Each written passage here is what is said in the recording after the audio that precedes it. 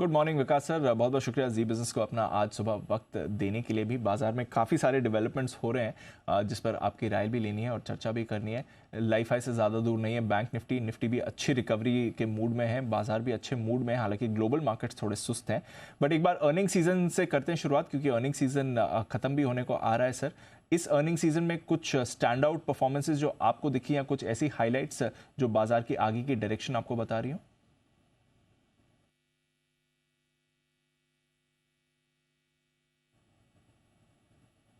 Hello. Sir, अगर आप सुन पा रहे हैं मेरी आवाज़? हाँ, सुन पा रहा हूँ। जी। हाँ भाई। जी, अर्निंग सीजन से करते हैं शुरुआत सर। कुछ ऐसे स्टैंड आउट ऑब्जर्वेशन जो अर्निंग सीजन से निकल कर आए हैं, कुछ ऐसे सेक्टर्स जहां पर अर्निंग्स ने आपको सरप्राइज किया हो? Yeah, I think earning season है तो by and large in line with expectation। आपको एक समय था जब थोड़ा सा पेसिमिज्म बिल्ड हो गया था, पर आप देखेंगे तो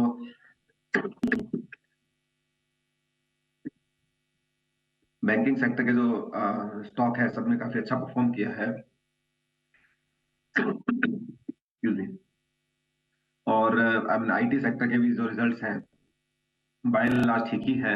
आई थिंक सबने गाइडेंस भी एक अच्छा तरीके से, तो by and large earning season को मैं एक ठीक ठीक नजर से देखता हूँ। ये जो एक फियर बना हुआ था कि शायद स्लो डाउन होगा, रिकवरी क्या होगी, तो मुझे लगता है कि ये अर्निंग सीजन के बाद में वो फियर जो है थोड़ा सेटल होता हुआ दिख रहा है।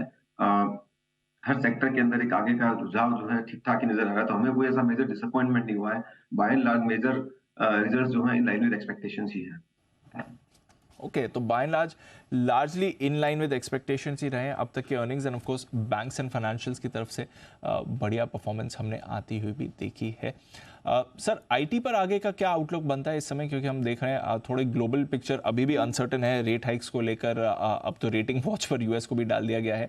But IT as by and whole जो गाइडेंस आई है इस बार कंपनीज को लेकर आगे की परफॉर्मेंस की बात है, आपका क्या नजरिया बन रहा है? ये हमको अभी भी सेक्टर अच्छा लगता है। हमें कोई आप देखेंगे तो इस मंदी के माहौल के दरमियान भी सब कंपनीज की ऑर्डर बुक अच्छी बिल्ड हो रही है। इसका मतलब क्या होता है कि अभी जो ऑर्डर्स आ रहे हैं वो तो खाली सर्वाइवल के ऑर्डर होंगे, वो ग्रोथ के ऑर्डर नहीं होंगे।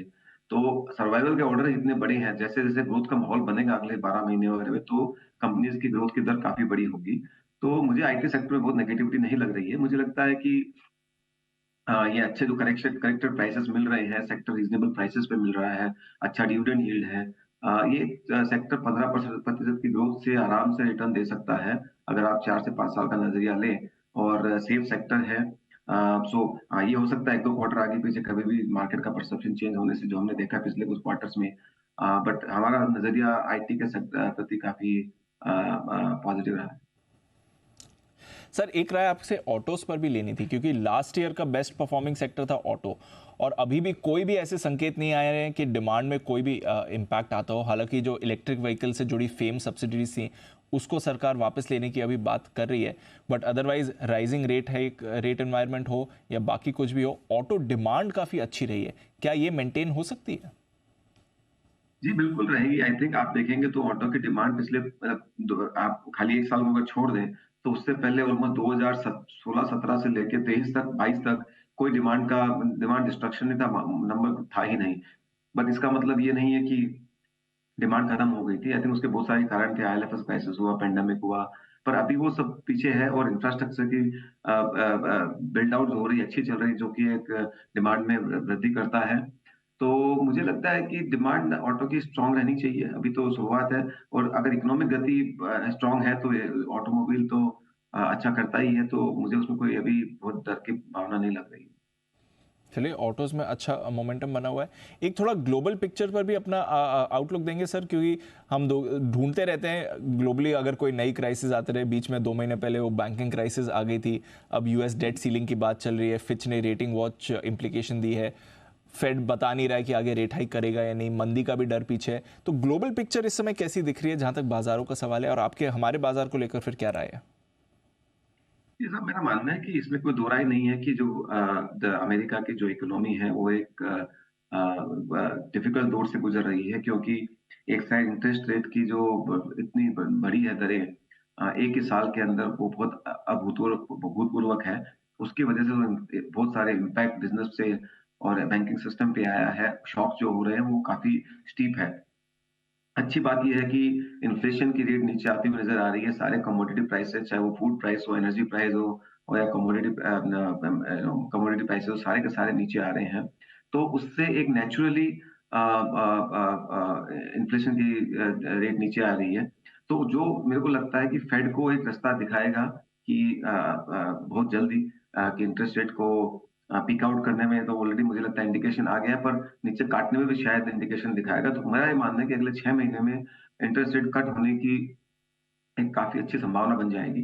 तो अब और इंटरेस्ट रेट अगर नीचे आएगा तो काफी स्ट्रेस जो इकोनॉमी में दिख रहा है वो निकल जाएगा ऑटोमेटिक, क्योंकि काफी स्ट्रेस जो ऑल्सो इंटरेस्ट रेट ऊपर जाने से हुआ है। तो ये बैलेंस है। तो अगला 3 से 6 महीना क्रिटिकल है। पर जहां तक इंडिया की सवाल है, इंडिया की इकोनॉमी भारत के इतनी ज्यादा इंटरलिंक नहीं है। हमारी करंट अकाउंट डेफिसिट जो कि हमेशा हमको स्ट्रेस देता है, वो एक काफी कंट्रोल है में है। हमारे एफडीआई फ्लोज काफी स्ट्रांग है। सो इंडिया की ग्रोथ दर भी काफी अच्छी है। तो इंडिया एक ऐसी इकोनॉमी है पूरे विश्व के बाजारों में जो हर तरह से सुरक्षित है, हर तरह से सॉलिड है।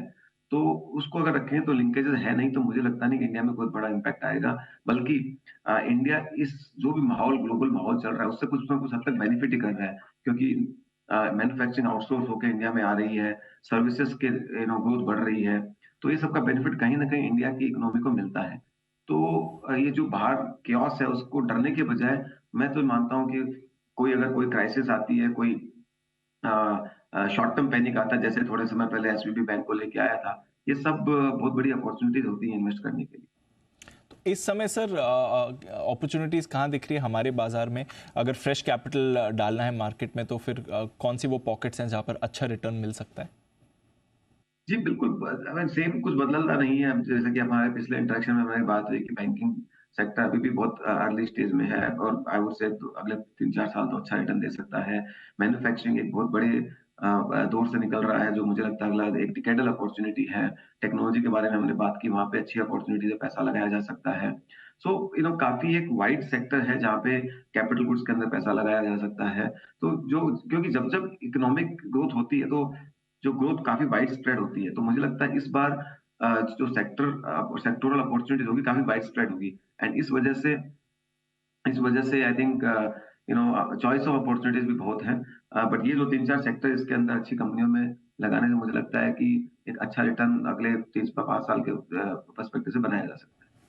चलिए, अभी भी भरोसा है सर का आईटी पर। Banking, financials, manufacturing, cap goods, infra, हम देख भी रहे हैं कि इन सेक्टर्स में अच्छी खासी तेज़ी बनी हुई है। बहुत बहुत शुक्रिया विकास खेमानी साहब, आज जी बिजनेस को अपना वक्त देने के लिए और बाजार पर अपना नज़रिया शेयर करने के लिए।